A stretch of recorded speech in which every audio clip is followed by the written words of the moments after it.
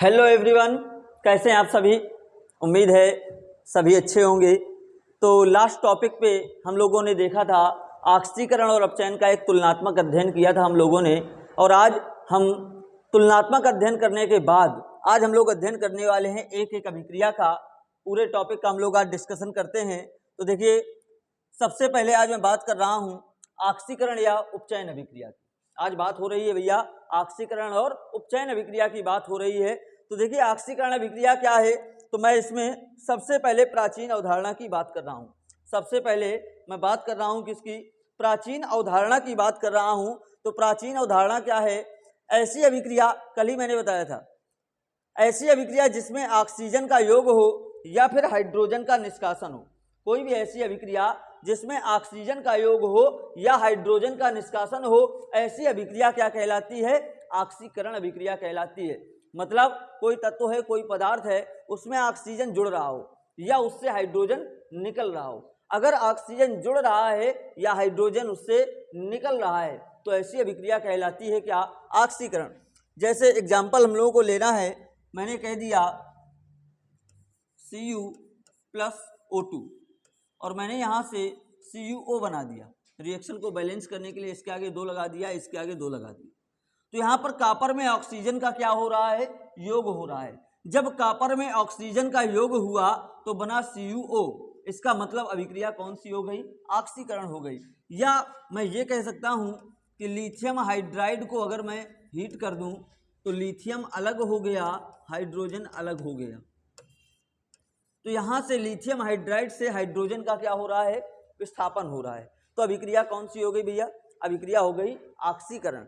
ऑक्सीकरण अभिक्रिया का मतलब मैंने आपको बताया, ऐसी अभिक्रिया जिसमें ऑक्सीजन का योग हो अथवा हाइड्रोजन का निष्कासन हो, उसको हम लोग कहते हैं ऑक्सीकरण या उपचयन अभिक्रिया। बात करें मॉडर्न डेफिनेशन, मॉडर्न हाइपोथेसिस की, तो मॉडर्न हाइपोथेसिस क्या है, loss of electron is oxidation. Loss of electron is oxidation मतलब अगर कोई तत्व है, परमाणु है, अणु है या आयन है, अगर वो इलेक्ट्रॉनों को त्याग कर रहा है तो उसका ऑक्सीकरण हो रहा है। सीधी सी बात है। मान लीजिए थोड़ी देर के लिए मैं एक परमाणु हूं, आप एक परमाणु हैं। मैंने क्या किया, मेरे पास 100 इलेक्ट्रॉन थे, मैंने आपको 2 इलेक्ट्रॉन दे दिए, तो मेरे 2 इलेक्ट्रॉन कम हो गए तो मेरा हो गया ऑक्सीकरण और आपका हो गया अपचयन, क्योंकि आपके इलेक्ट्रॉन क्या हुए, बढ़ गए। अब मैंने 2 इलेक्ट्रॉन त्यागे हैं, इसलिए मेरे ऊपर आवेश कैसा आएगा, प्लस का 2। जैसे मैं बात करूं मैग्नीशियम, मैग्नीशियम सबको पता है इलेक्ट्रॉन्स कितने होते हैं, 12। मैग्नीशियम ने 2 इलेक्ट्रॉन रिलीज किए। जब 2 इलेक्ट्रॉन रिलीज करेगा तो बनेगा Mg डबल प्लस। क्या बना, Mg डबल प्लस बना। यहां पर मैग्नीशियम का मैग्नीशियम आयन में क्या हो गया, ऑक्सीकरण हो गया। यहां मैग्नीशियम का मैग्नीशियम आयन में क्या हो गया, ऑक्सीकरण हो गया। इसी अभिक्रिया को मैं इस तरह से भी लिख सकता हूं, magnesium is equal to magnesium ion plus 2 electron. मैं इस अभिक्रिया को इस तरह से भी लिख सकता हूं। तो यहां ये बात हुई ऑक्सीकरण की। ऑक्सीकरण का मतलब क्या हो गया कि अगर कोई तत्व इलेक्ट्रॉनों को त्याग रहा है, मतलब उसमें इलेक्ट्रॉनों की संख्या में कमी हो रही है, तो उसका ऑक्सीकरण हो रहा है। तो देखिए डेफिनेशन लिखी हुई है, वह अभिक्रिया जिसमें किसी तत्व, परमाणु, अणु या आयन में इलेक्ट्रॉनों की संख्या में कमी होती है, अर्थात वह इलेक्ट्रॉन त्यागता है, ऑक्सीकरण कहलाता है। इसके बाद हम लोग अब बात करते हैं किसकी, अपचयन की। आइए अगली रिएक्शन देखते हैं हम लोग, अपचयन। देखिए अब अपचयन का मतलब क्या हो गया, अपचयन का मतलब क्या है, अपचयन का मतलब, अगर इसकी भी 2 डेफिनेशन, अगर प्राचीन अवधारणा की बात की जाए तो प्राचीन अवधारणा क्या हो जाएगी, इसकी उल्टा हो जाएगा ऑक्सीडेशन का। ऑक्सीडेशन में क्या था, ऑक्सीजन का योग हो रहा था, हाइड्रोजन का निष्कासन हो रहा था। तो इसमें क्या हो जाएगा, हाइड्रोजन का योग होगा या फिर ऑक्सीजन का निष्कासन होगा। तो इसकी डेफिनेशन क्या बनेगी, इसकी डेफिनेशन बनेगी वह अभिक्रिया जिसमें हाइड्रोजन का योग होता है अथवा ऑक्सीजन का निष्कासन होता है, अपचयन अभिक्रिया कहलाती है। देखिए जैसे मान लीजिए थोड़ी देर के लिए मैंने कहा वही कॉपर ऑक्साइड जो अभी लिया था हमने, इसको हीट कर दिया तो कॉपर अलग हो गया, ऑक्सीजन अलग हो गई। बैलेंस करने के लिए इसके आगे 2 लगा दीजिए, इसके आगे 2 लगा दीजिए, तो इससे ऑक्सीजन का क्या हो रहा, निष्कासन हो रहा, ऑक्सीजन का निष्कासन हो रहा। मैंने सोडियम हाइड्राइड को लिया, सॉरी सोडियम और हाइड्रोजन की आपस में मैंने क्रिया कराई, तो क्या होगा, सोडियम हाइड्रोजन से क्रिया करेगा और बनाएगा सोडियम हाइड्राइड। क्या बनाएगा, सोडियम हाइड्राइड बनाएगा। यहाँ पर सोडियम में हाइड्रोजन का क्या हो रहा है, योग हो रहा है। जब अभिक्रिया में किसी तत्व के साथ हाइड्रोजन का योग हो या उस यौगिक से ऑक्सीजन का निष्कासन हो, तब उस अभिक्रिया को क्या कहेंगे, अपचयन अभिक्रिया कहेंगे। मॉडर्न अगर हम लोग हाइपोथेसिस पे जाएं तो मॉडर्न हाइपोथेसिस की क्या होगी, मॉडर्न हाइपोथेसिस जैसे मैंने अभी आपको बताया था उसमें था loss of electron is oxidation, इसमें क्या हो जाएगा, gain of electron is equal to reduction. यानी अगर कोई तत्व इलेक्ट्रॉनों को क्या कर रहा है, ग्रहण कर रहा है, अगर कोई तत्व कोई परमाणु है वो इलेक्ट्रॉनों को ग्रहण कर रहा है, तो इलेक्ट्रॉनों को ग्रहण कर रहा है, इसका मतलब उसका क्या हो रहा है, अपचयन हो रहा है, क्योंकि उसमें इलेक्ट्रॉनों की संख्या में क्या हो रही है, वृद्धि हो रही है। अगर कोई तत्व इलेक्ट्रॉनों को ग्रहण कर रहा है, उसमें इलेक्ट्रॉनों की संख्या बढ़ रही है, इसका मतलब उसका क्या हो रहा है, उसका अपचयन हो रहा है। जैसे मान लीजिए थोड़ी देर मैंने अभी पहले बताया कि मेरे पास 100 रुपए थे, मैंने आपको 2 रुपए दिए, तो मेरा तो ऑक्सीडेशन हुआ, लेकिन आपका क्या हो गया, आपका अपचयन हो गया।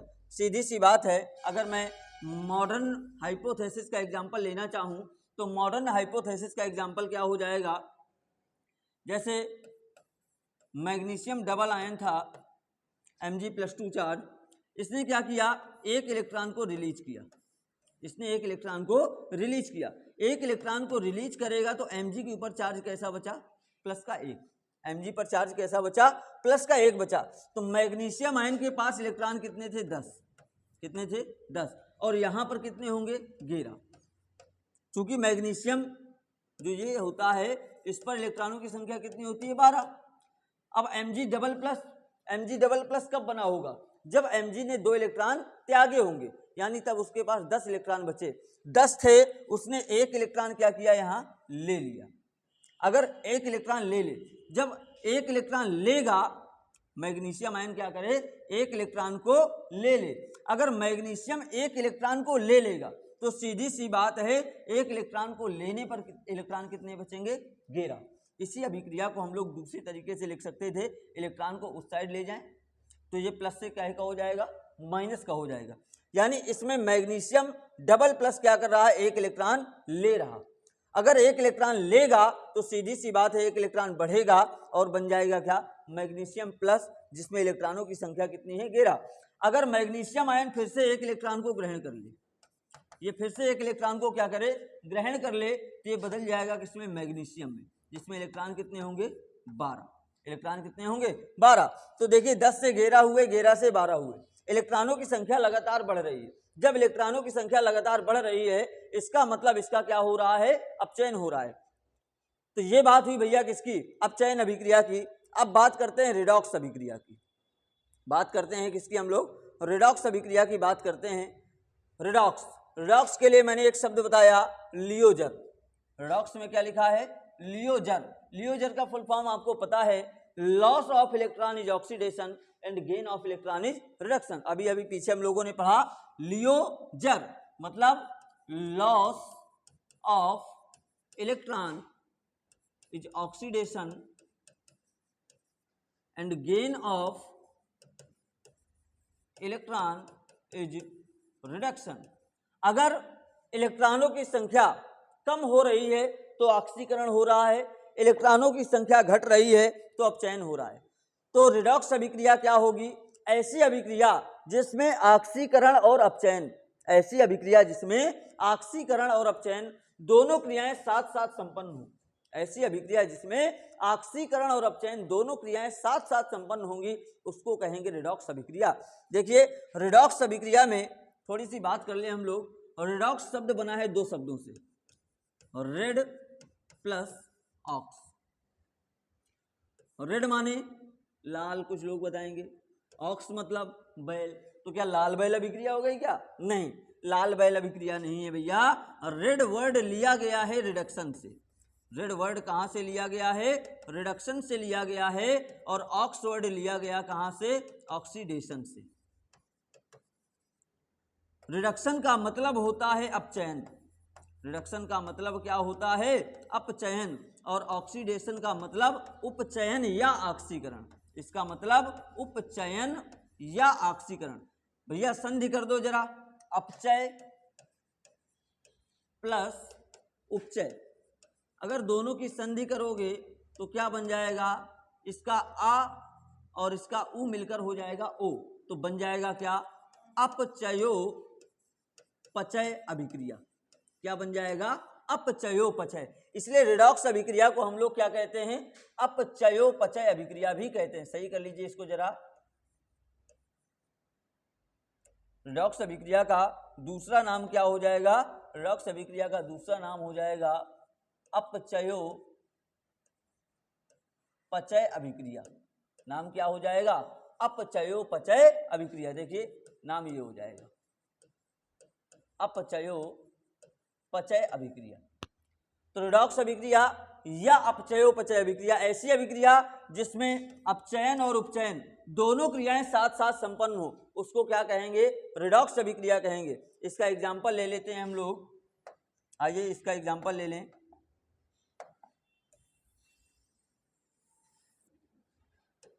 बहुत सिंपल सी बात है भैया। ये रहा सोडियम और ये रहा क्लोरीन। सोडियम है और क्लोरीन है। मैं अलग अलग करके पहले दिखाता हूं और फिर हम लोग कॉमन कर लेते हैं, एक साथ देखते हैं। जैसे हमने एक अभिक्रिया ले ली मैग्नीशियम। मैग्नीशियम 2 इलेक्ट्रॉन त्याग रहा है और बना रहा है क्या? Mg+। और जो मैग्नीशियम ने इलेक्ट्रॉन त्यागे, वो इलेक्ट्रॉन ग्रहण कर रहा है कौन? कैल्शियम। जो Ca++ है वो 2 इलेक्ट्रॉन ग्रहण कर रहा है और ग्रहण करके कन्वर्ट हो रहा है किसमें? Ca में। यहां देखिए इलेक्ट्रॉन त्याग रहा है। इलेक्ट्रॉन त्याग रहा है तो इसका क्या हो रहा है? इसका ऑक्सीकरण यानी उपचयन हो रहा है। इसका क्या हो रहा है? उपचयन हो रहा है। यहां कैल्शियम इलेक्ट्रॉन ले रहा है। इलेक्ट्रॉन ले रहा है, इसका मतलब क्या हो रहा है? इसमें इलेक्ट्रॉनों की संख्या बढ़ रही है, इसका मतलब इसका अपचयन हो रहा है। इसका क्या हो रहा है? अपचयन हो रहा है। भैया दोनों अभिक्रियाओं को मिला लो, दोनों अभिक्रियाओं को मिला लो तो क्या बन जाएगी? कॉमन एक अभिक्रिया क्या बनेगी? 2 इलेक्ट्रॉन कैंसिल हो जाएंगे, प्लस माइनस के हैं। क्या बचेगा? Mg+Ca++ is equal to Mg++ plus Ca। ये बन जाएगा भैया। तो ये जो अभिक्रिया बनी, ये अभिक्रिया कैसी हो गई? ये अभिक्रिया हो गई रिडॉक्स अभिक्रिया। कैसी हो गई? रिडॉक्स अभिक्रिया हो गई। क्यों है रिडॉक्स अभिक्रिया? क्योंकि हमें दिख रहा है इस अभिक्रिया में मैग्नीशियम आयन में क्या हो रहा है? ऑक्सीकरण हो रहा है। और कैल्शियम आयन का कैल्शियम में क्या हो रहा है? अपचयन हो रहा है। यानी ये एक ऐसी अभिक्रिया बन गई जिसमें एक तत्व का ऑक्सीकरण हो रहा है और दूसरे तत्व का अपचयन हो रहा है। और अगर एक ही अभिक्रिया में ये दोनों क्रियाएं साथ साथ संपन्न होंगी तो उसको हम लोग कहते हैं रिडॉक्स अभिक्रिया या अपचयोपचय अभिक्रिया। इसके बाद इसमें 2 और शब्दों की बात कर लेते हैं हम लोग, ऑक्सीकारक और अपचायक की बात कर लेते हैं। ऑक्सीकारक और अपचायक। ऑक्सीकारक को इंग्लिश में बोलते हैं ऑक्सीडाइजिंग एजेंट, शॉर्ट में बोलते हैं ओए। शॉर्ट में क्या बोलते हैं? ओए। और अपचायक को शॉर्ट में बोलते हैं आरे, गांव की भाषा में ओए आरे, है ना।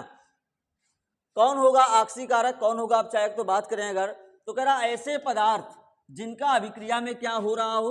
अपचयन हो रहा हो। अभिक्रिया में जिसका अपचयन होगा वो ऑक्सीकारक होगा। और उल्टा कर दो, अभिक्रिया में जिसका ऑक्सीकरण होगा वो क्या कहलाएगा? अपचायक कहलाएगा। यानी एक एक लाइन है दोनों में। ऑक्सीकारक ऐसे पदार्थ होंगे जिनका अभिक्रिया में क्या हो रहा हो? अपचयन हो रहा हो। और अपचायक क्या होंगे? जिनका अभिक्रिया में ऑक्सीकरण हो रहा होगा, उनको हम लोग क्या कहेंगे? अपचायक कहेंगे। आइए हम लोग एग्जाम्पल के माध्यम से देखेंगे दोनों को एक साथ। जैसे अभी हमने एक रिडॉक्स अभिक्रिया ली थी, Mg+Ca++ is equal to Mg++ plus Ca। ये अभिक्रिया है। तो भैया सीधी सी बात है, इस अभिक्रिया में गौर फरमाइए, Mg डबल प्लस में क्या हो रहा है, Mg डबल प्लस में क्या हो रहा है, Mg 2 इलेक्ट्रॉन जब त्यागेगा तब Mg डबल प्लस में बदलेगा, जब Mg 2 इलेक्ट्रॉन त्यागेगा तब Mg डबल प्लस में बदलेगा। इसका मतलब अभिक्रिया में Mg डबल प्लस में क्या हो रहा है, ऑक्सीडेशन हो रहा। क्या हो रहा, ऑक्सीडेशन हो रहा। और कैल्शियम जब 2 इलेक्ट्रॉन ग्रहण करेगा तब कैल्शियम उदासीन होगा, तो इसका अभिक्रिया में क्या हो रहा, अपचयन हो रहा है, रिडक्शन हो रहा है। तो Mg का हो रहा है ऑक्सीकरण, और अभिक्रिया में जिसका ऑक्सीकरण होता है वो सदैव रिड्यूसिंग एजेंट Ra होता है। अभिक्रिया में जिसका अपचयन होता है वो सदैव ऑक्सीकारक होता है, यानी OA होता है। तो इस अभिक्रिया में Ca क्या हो गया, Ca डबल प्लस क्या हो गया, OA, और Mg क्या हो गया, Ra। क्यों हो गए, क्योंकि मैग्नीशियम का मैग्नीशियम आयन में ऑक्सीकरण हो रहा था, और अभिक्रिया में जिसका ऑक्सीकरण होता है वह अपचायक होता है। यहाँ कैल्शियम आयन का कैल्शियम में अपचयन हो रहा है, और अभिक्रिया में जिसका अपचयन होता है वह सदैव ऑक्सीकारक की तरह कार्य करता है। इसलिए कैल्शियम आयन किसकी तरह कार्य कर रहा है, कैल्शियम आयन यहाँ ऑक्सीकारक की तरह कार्य कर रहा है। बात क्लियर हो गई होगी। हम लोग बात आगे बढ़ाते हैं और पहुँचते हैं कहाँ, एक और इम्पॉर्टेंट अभिक्रिया है हमारी उत्क्रमणीय अभिक्रिया। बात करते हैं उत्क्रमणीय अभिक्रिया की। उत्क्रमणीय अभिक्रिया में हम लोग देखते क्या हैं कि अगर कोई पदार्थ है और वो कन्वर्ट हो रहा है किसी दूसरे पदार्थ में, अभिकारक बदल रहा उत्पाद में, और उत्पाद वापस अभिकारक में बदलने लगे, ऐसी अभिक्रिया जिसमें अभिकारक उत्पाद में और उत्पाद पुनः अभिकारक में बदलने लगे, ऐसी अभिक्रिया कहलाती है क्या, ऐसी अभिक्रिया कहलाती है उत्क्रमणीय अभिक्रिया। इस अभिक्रिया की खास बात, चूंकि हुआ क्या, अभिकारक जब उत्पाद में परिवर्तित होना शुरू होगा तो एक समय आएगा कि जितना अभिकारक था आपका उसकी आधी मात्रा उत्पाद में क्या हो गई, कन्वर्ट हो गई। यानी जितना अभिकारक बचा है उतना ही उत्पाद बना है, दोनों की मात्राएं क्या हो गई, बराबर हो गई। और वह अवस्था जिसमें अभिकारक और उत्पाद दोनों की मात्राएं बराबर होती हैं उसको कहते हैं साम्यावस्था। उसको क्या कहते हैं, साम्यावस्था कहते हैं। साम्यावस्था के बाद जितना अभिकारक उत्पाद में बदलेगा उतना ही उत्पाद वापस अभिकारक में बदलना प्रारंभ हो जाएगा, और अभिक्रिया इस प्रकार से कभी पूरी नहीं हो पाएगी। ऐसी अभिक्रिया जो अग्र, इसको बोलेंगे क्या, अग्र अभिक्रिया, और पीछे वाली इसको बोलेंगे क्या, पश्च अभिक्रिया। तो यहाँ से डेफिनेशन इसकी क्या निकल करके आ रही है कि ऐसी अभिक्रिया जो अग्र और पश्च दोनों दिशाओं में संभव होती है और कभी भी पूर्णता को प्राप्त नहीं करती है, उत्क्रमणीय अभिक्रिया कहलाती है। इसमें अभिकारक उत्पाद में और उत्पाद पुनः अभिकारक में बदल जाता है, और अभिकारक तथा उत्पाद के मध्य दो अर्ध तीर लगाते हैं। क्या लगाते हैं, अर्ध तीर लगाएंगे। एक ही अर्ध तीर लगाएंगे, एक अर्ध तीर आगे की ओर और एक अर्ध तीर पीछे की ओर। तो ये तीर जो हमारे जो दर्शा रहे हैं ये रिवर्सिबल का साइन है, उत्क्रमणीय अभिक्रिया का चिन्ह है। जहाँ ये तीर लगा होगा वहाँ आपको समझना है कि अभिकारक उत्पाद में बदल सकता है और उत्पाद पुनः अभिकारक में बदल सकता है। मैं इसकी एक कहानी सुनाई देता हूँ आपको। मान लीजिए कि कोई शख्स है कृष्ण, कोई एक शख्स है जिसका नाम क्या है, कृष्ण। कृष्ण को लड्डू बहुत पसंद थे, कृष्ण को लड्डू बहुत पसंद है। चलो कृष्णा कर लो, नाम को कृष्णा कर लो। कृष्णा को लड्डू बहुत पसंद थे, तो एक दिन इसने क्या किया, एक कड़ाही ली, उस कड़ाही में महोदय ने भर दिया क्या, सीरा और बूंदी मिलाकर के बढ़िया तरल बूंदी तैयार की। अब ये तरल बूंदी बन गई तो उन्होंने एक परात ली, और इस परात में उन्होंने क्या किया, इससे लड्डू बनाने प्रारंभ किए और लड्डू बना करके इसमें रखने प्रारंभ किए। होगा क्या, जब कृष्णा लड्डू बना रहा था तो शुरुआत में कड़ाही में बूंदी तो थी लेकिन परात में लड्डू नहीं थे। एक समय ऐसा आया कि जितनी कड़ाही में बूंदी उतने परात में लड्डू। वह अवस्था जिसमें अभिकारक और उत्पाद दोनों की मात्राएं बराबर, उसको मैंने कहा साम्यावस्था। तो यहाँ अभिकारक की तरह ये बूंदी है और उत्पाद के रूप में कौन है? लड्डू हैं। उत्पाद के रूप में कौन है? लड्डू हैं। भैया सीधी सी बात है, एक समय आया जब कृष्णा लड्डू बना रहा था कि जितनी उसने कढ़ाई में बूंदी थी उतने ही उसने लड्डू बना लिए, यानी कढ़ाई में बूंदी और परात में लड्डुओं की मात्रा बराबर। अब उसके बाद जैसे ही कृष्णा ने लड्डू बनाना प्रारंभ किए तो पता नहीं कहीं से आ टपके गणेश, कहीं से आ टपके गणेश। अब जितने लड्डू कृष्णा बना करके इस परात में रखने का प्रयास कर रहे थे उतने ही लड्डू फोड़ फोड़ करके कृष्णा क्या कर रहे थे? वापस डाल रहे थे। कहाँ? कढ़ाई में। तो क्या कभी कृष्णा पूरे लड्डू बना पाएंगे? क्या नहीं बना पाएंगे। यानी ऐसी अभिक्रिया जिसमें अभिकारक उत्पाद में और उत्पाद पुनः अभिकारक में परिवर्तित होता है, उत्क्रमणीय अभिक्रिया कहलाती है। क्लियर हो गई होगी बात। मैं एक एग्जाम्पल इसका देता हूं। आइए इसका एग्जाम्पल ले लें हम लोग। बहुत सिंपल सा एग्जाम्पल लेंगे। आपने पढ़ा होगा हम लोग नाइट्रोजन और हाइड्रोजन के संयोग से बनाते हैं अमोनिया। क्या बनाते हैं? नाइट्रोजन और हाइड्रोजन के संयोग से बनाते हैं क्या? अमोनिया बनाते हैं। नाइट्रोजन और हाइड्रोजन के संयोग से अमोनिया का निर्माण जो होता है वो एग्जाम्पल किसका है? वो एग्जाम्पल इसी का है। आइए देखते हैं जरा। मैंने ले लिया नाइट्रोजन को, उसको रिएक्ट करवाया हाइड्रोजन के साथ, जिससे निर्माण हुआ किसका? अमोनिया का। अभिक्रिया को बैलेंस कर दीजिए। 2 नाइट्रोजन है, इसके आगे 2 से गुणा कर दीजिए। 3 हाइड्रोजन है, हाइड्रोजन 2 तिरका 6 हो गए, यहाँ 3 से गुणा कर दिया, हाइड्रोजन भी क्या हो गए? बराबर हो गए। इसमें जो ये तीर का निशान लगा है इसमें अर्ध तीर बता रहे हैं क्या?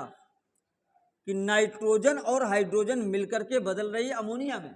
लेकिन कुछ समय पश्चात जितनी नाइट्रोजन और हाइड्रोजन अमोनिया में बदलेगी उतनी ही अमोनिया वापस टूट जाएगी किसमें? नाइट्रोजन और हाइड्रोजन में। तो ये एग्जाम्पल किसका हो गया? ये एग्जाम्पल हो गया आपका उत्क्रमणीय अभिक्रिया का। अब बात करते हैं हम लोग किसका? अनुत्क्रमणीय अभिक्रिया की बात करते हैं। आइए बात करते हैं अब अनुत्क्रमणीय अभिक्रिया की। ऐसी अभिक्रिया जिसमें अभिकारक एक बार उत्पाद में तो बदल जाए, अभिकारक एक बार उत्पाद में तो बदल जाए लेकिन उत्पाद वापस अभिकारक में न बदल पाए, उसको कहेंगे अनुत्क्रमणीय अभिक्रिया।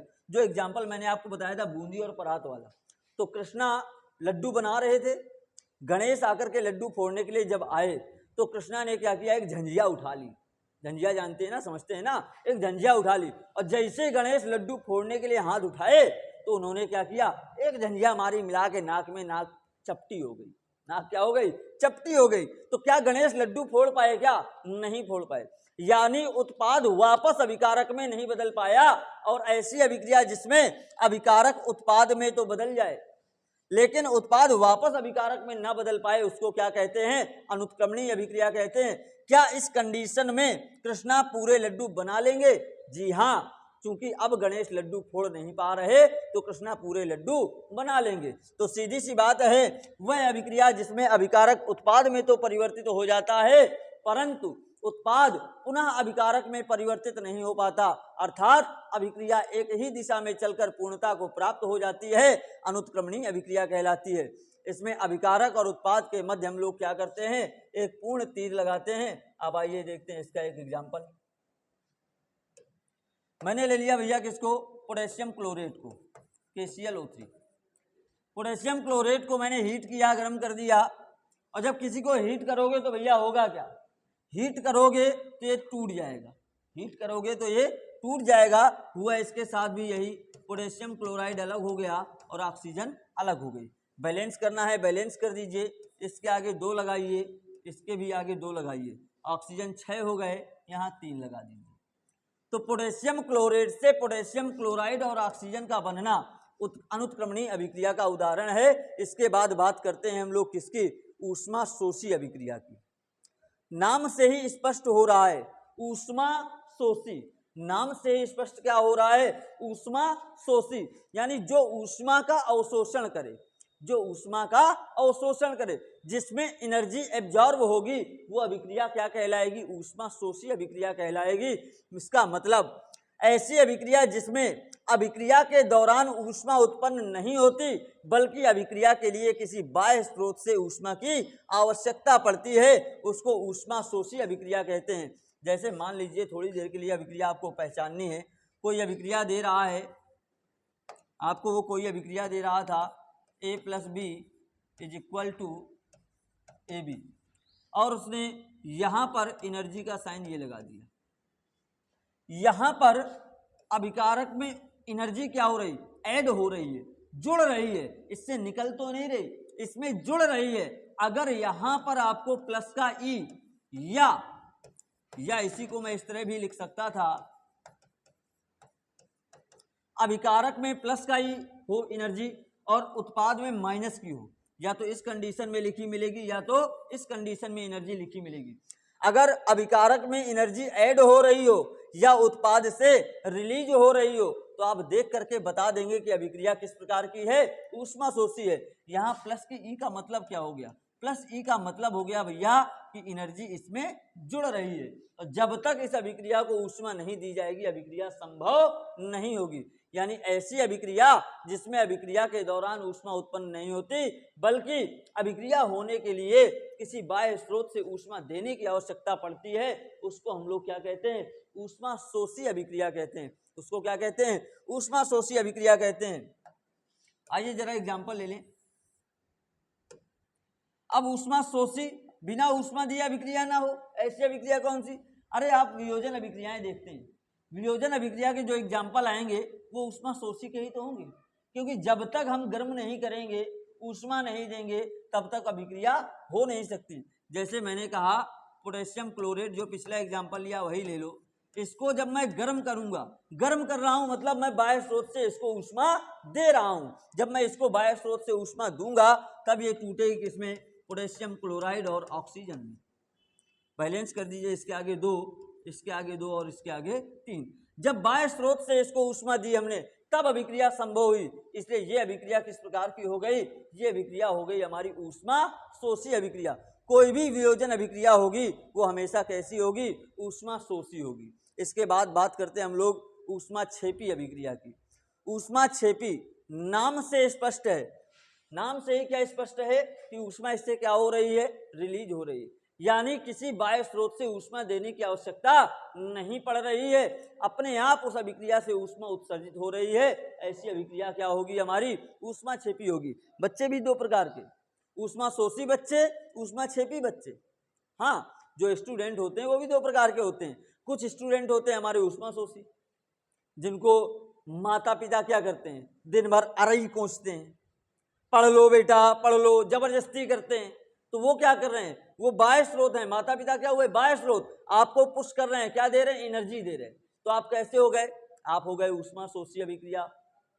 लेकिन कुछ बच्चे ऐसे भी होते हैं कि माता पिता उनको कुछ नहीं कहते, वो खुद से ही पढ़ने बैठ जाएंगे, खुद से ही पढ़ते रहेंगे, यानी उनको बाह्य स्रोत से ऊष्मा देने की आवश्यकता नहीं पड़ रही, उनको मोटिवेट करने की आवश्यकता नहीं पड़ रही। तो वो कैसे बच्चे हो गए, वो ऊष्मा क्षेपी बच्चे हो गए। वही हाल यहाँ भी है। अगर अभिक्रिया में बाह्य स्रोत से ऊष्मा देने की आवश्यकता ना पड़े, अभिक्रिया के दौरान ही उससे ऊष्मा उत्सर्जित हो रही हो, तो उसको कहेंगे ऊष्मा क्षेपी अभिक्रिया। जैसे नाइट्रोजन और हाइड्रोजन के संयोग से अमोनिया का बनना, नाइट्रोजन और हाइड्रोजन के संयोग से अमोनिया का बनना क्या कहलाएगा, ऊष्मा क्षेपी अभिक्रिया कहलाएगी।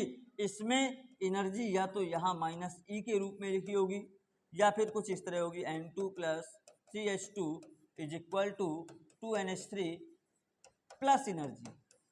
याद रखिए, यहाँ एनर्जी किस फॉर्म में आ रही, यहाँ एनर्जी प्लस के फॉर्म में उत्पाद में है और माइनस के फॉर्म में अभिकारक में है। तो ये पहचान का एक तरीका हो गया कि अगर अभिकारक में एनर्जी माइनस की है, अगर अभिकारक में एनर्जी कैसी है, माइनस की है, तो अभिक्रिया ऊष्मा क्षेपी है। और अगर गलती से अभिक्रिया में अभिकारक के साइड एनर्जी पॉजिटिव में आ जाएगी तो अभिक्रिया हो जाएगी कैसी, ऊष्मा शोषी। तो ये पहचान का एक तरीका हो गया। इसके बाद बेटा अगली अभिक्रिया में पहुंचते हैं जिसका नाम क्या है, संक्षारण।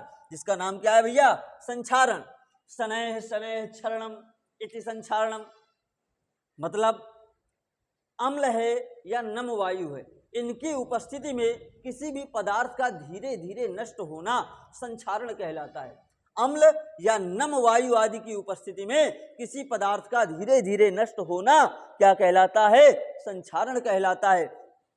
फॉर एग्जाम्पल, आपने देखा होगा घरों में जब बरसात का मौसम आता है, मम्मी वगैरह बर्तन धुलती हैं, तो अगर कोई लोहे का बर्तन होता है, चिमटा है, फुकनी है, या कोई चम्मच हो गई या कढ़ाई हो गई आयरन की, वो जब बरसात के मौसम में रख दी जाती है, उनमें एक लाल लाल पेंट टाइप का हो जाता है, जो क्या है? मोर्चा। क्या है वो? मोर्चा। तो लोहे पर जंग का लगना, मोर्चे का लगना क्या है? संक्षारण का उदाहरण है। पीतल पर हरे धब्बों का जमना, सिल्वर पर काले रंग की परत का जमना, ये सब किसका एग्जाम्पल है? संक्षारण का एग्जाम्पल है। अच्छा, संक्षारण होने की वजह क्या है? संक्षारण होने की अगर वजह हम लोग जाने तो हम लोगों को पता होना चाहिए कि जब किसी धातु की परत पर नम वायु वगैरह आती है या पानी वगैरह गिरता है, तो उसमें गैल्वेनिक सेल का निर्माण होता है, और गैल्वेनिक सेल के बनने से उसमें क्या होने लगता है? संक्षारण होने लगता है। इसके बाद बेटा चैप्टर की लास्ट हेडिंग पर जाएं, तो चैप्टर की लास्ट हेडिंग है हमारी विकृत गंधिता। लास्ट हेडिंग कौन सी है? विकृत गंधिता। विकृत का मतलब खराब, गंधिता का मतलब गंध। विकृत मतलब खराब और गंधिता का मतलब गंध से हो गया। यानी अगर गर्मियों के मौसम में, मौसम हो गर्मी का, और उस समय घर में फ्रिज वगैरह ना हो और भयानक गर्मी पड़ रही हो, मम्मी अगर सुबह सुबह दाल या सब्जी बना देती हैं, तो शाम को जब आपको खाने के लिए देती हैं तो आप क्या करते हो? आप उसको एक बार सूंघते हो, उसमें कुछ अलग स्मेल आती है, या कभी कभी स्मेल नहीं आई, आप उसको खाते कहते मम्मी ये तो खट्टी हो गई है, कहते हैं ना, तो वही है विकृत गंधिता। यानी जब हम लोग तेल युक्त या वसा युक्त खाद्य पदार्थों को अधिक समय तक रखते हैं तो उनमें एक विशेष प्रकार की गंध उत्पन्न हो जाती है और वे खाने योग्य नहीं बचते, जिसको हम लोग कहते हैं क्या? विकृत गंधिता कहते हैं। तो इस तरह से बेटा हमारा साइंस का, केमिस्ट्री का पहला चैप्टर क्लास 10th का पूरा हो गया। यहाँ हम लोगों ने पूरे टॉपिक्स एक एक करके डिस्कस कर लिए। अगर वीडियो अच्छा लगे तो लाइक करिएगा, दोस्तों के साथ शेयर करिएगा, और अगर चैनल पर नए आए हुए हैं तो चैनल को सब्सक्राइब करना बिल्कुल ना भूलें, ताकि आपको आगे भी ऐसे ही वीडियो मिलते रहें।